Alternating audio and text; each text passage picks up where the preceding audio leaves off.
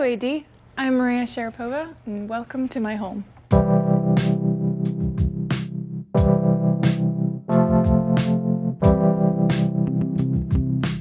So I've always wanted a Japanese-inspired home by the beach. You enter the home in this beautiful courtyard with this Japanese pine and a fountain that we created especially for the space. And then you enter into this double, triple height ceiling, which gives you so much air and space and light and makes you feel like you're at the beach. I love homes that have an indoor and outdoor feel, and I think the light plays a big part into this home's atmosphere. In my previous home, I had a lot of colorful, a lot of greens and pinks, colors of art.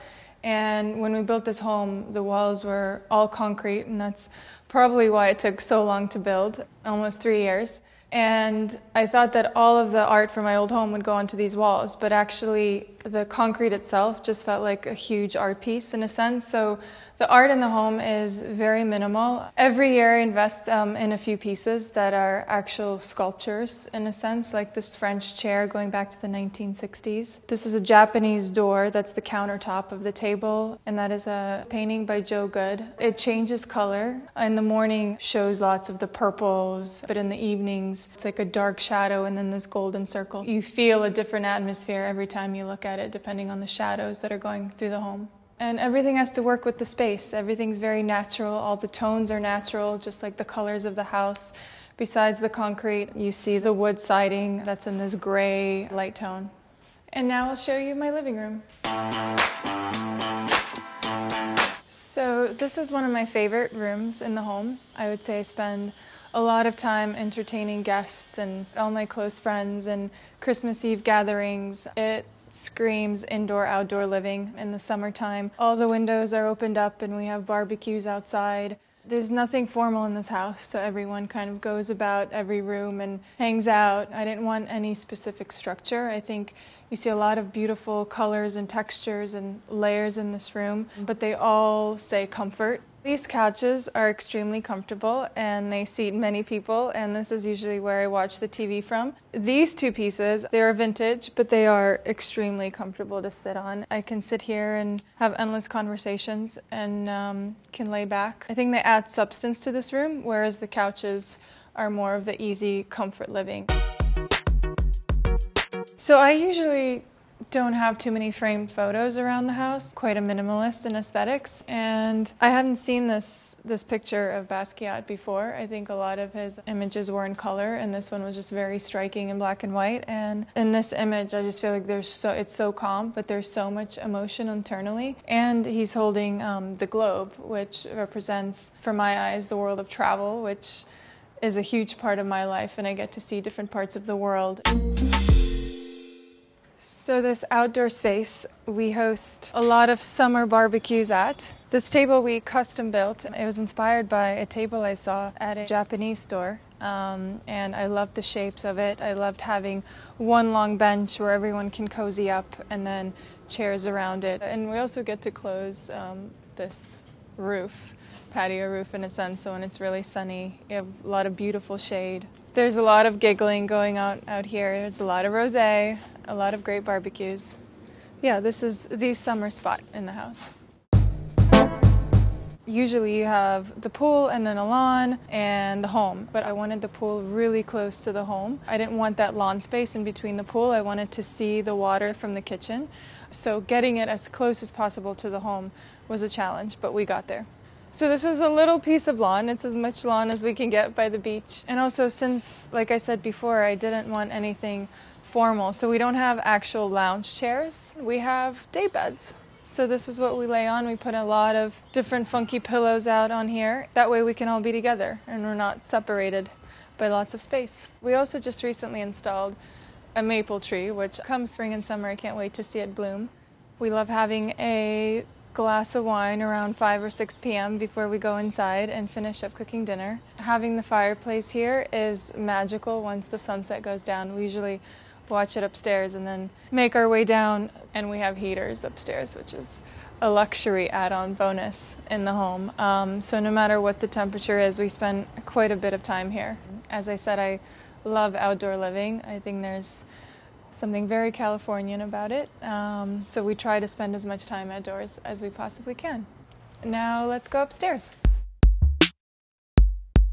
I had that light commissioned specifically for this space by a British artist, Gareth. I saw the lamp at a hotel and I tracked down the artist, and it was incredibly special to watch him sketch the piece specifically for this space, and we felt like it had to be a statement moment in this double ceiling height, because everything else is very tonal, and against the concrete it really popped, and at night it's the centerpiece walking down this bridge.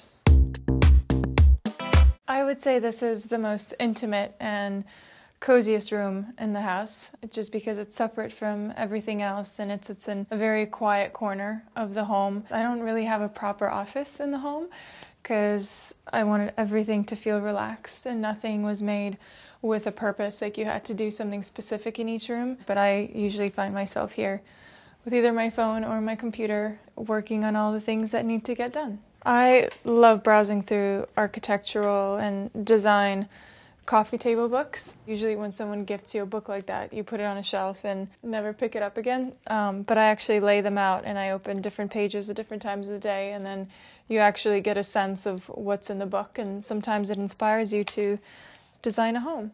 This is a vintage chair that we got reupholstered because I want it to be really super cozy, just like everything else is in this room, because it is definitely the coziest and the most popular. It's sheepskin, of course. I guess a lot of people have really liked visually when they've come up to the space, with the bamboo in the background and this Balinese bench. Even if you don't know much about architecture, I think we can appreciate a beautiful bench, and this one certainly plays the part. So this is where we make food, and I emphasize we because I rarely cook myself because I travel so much and I'm rarely home. The best part about this kitchen is that it's an open floor plan, and that you're able to interact with your guests and you're mingling, and for the people that are cooking most of the time, you're not isolated from them. And that's a big part of this house, is that everyone is together. No matter what you're doing, cooking, watching a movie, you all feel like you're part of one large space. And a very natural transition from the kitchen happens to be the bowling alley. So come with me. So when I was designing this home, we wanted to do a basement, and dimensions of the property were quite long, and I ended up seeing a few different models of bowling alleys from the architects that worked on my home. And when I saw it, I was like, how amazing would it be to have a bowling alley? And I'd say it is the most surprising aspect of this home, because I'm not a bowler myself, and I occasionally come and bowl down here with a few of my friends, but it's a lot of fun, and it's very loud, and we make sure that no one's sleeping upstairs, obviously. They told me that it's like a professional alley, so that if there are any pros that want to come and bowl at my house, you know where to find me.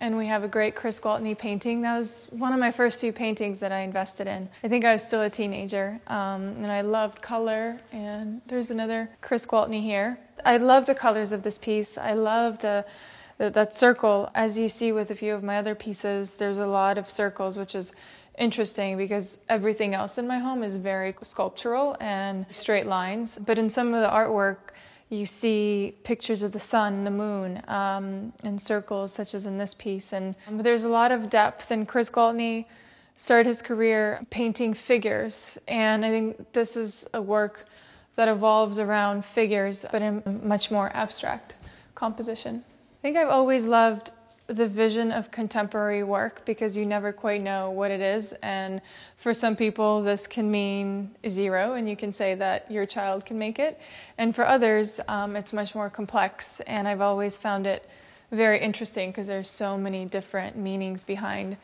a picture like that. And Chris Gwaltney happens to be a good family friend, and I've collected his artwork since I was a teenager, so it's very special to have these featured on the bowling wall.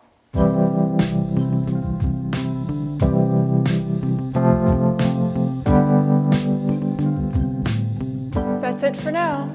Thanks, AD, for stopping by. See you soon.